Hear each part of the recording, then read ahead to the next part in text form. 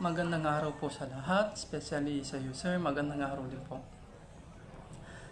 Ang aking gagawing video ay patungkol sa pagkakasunog sa iba't ibang bahagi ng syudad o city.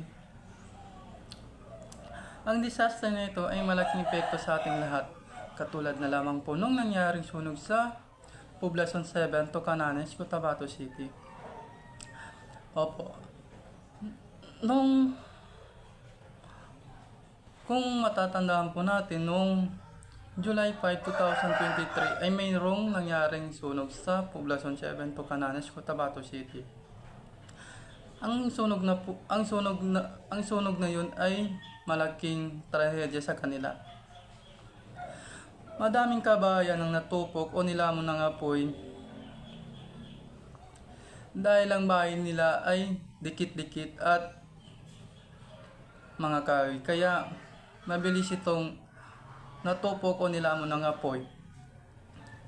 Madaming kababayan natin ang walang naisalbang kagamitan nila dahil masinuna nila ang kanilang sarili na makalabas o makalayo sa trahedyang yon.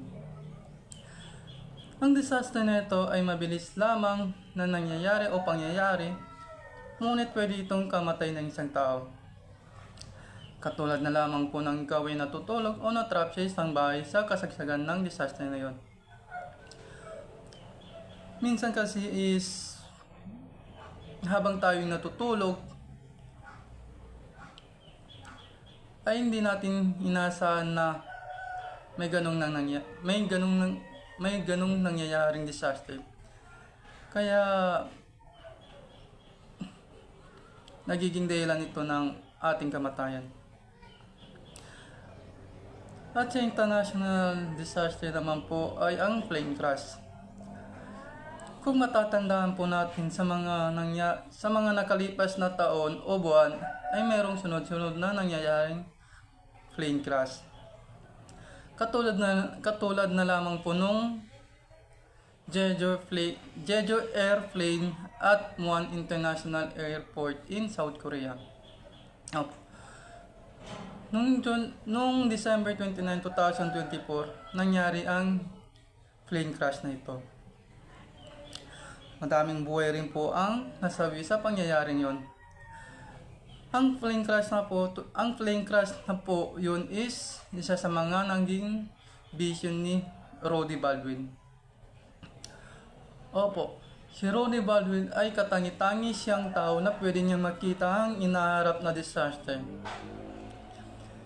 Madami siyang nakikitang disaster na pwedeng mangyari sa hinaharap. Katulad na lamang ng pagguho ng lupa, pagkasunog, mga airplane crashes, lindol, pagsabog ng bulkan, at madami pang disaster ang kaya niyang makita sa hinaharap.